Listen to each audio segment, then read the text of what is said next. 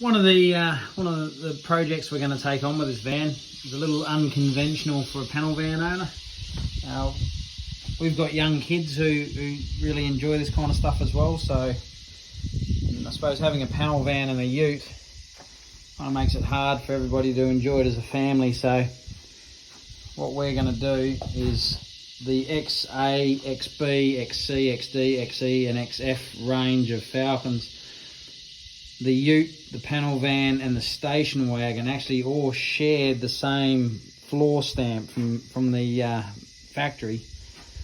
And the only difference between the utes, panel vans and the station wagons is for the utes and the vans, they put the fuel tank here and put in this subframe and this mini firewall. None of that is structural. In the station wagons, the fuel tank was mounted in the rear, so down the back there.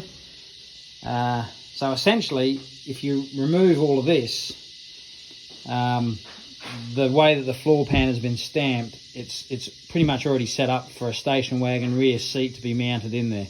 There's no fixings or anything already in the floor. You've got to drill the holes and you've got to make the plates.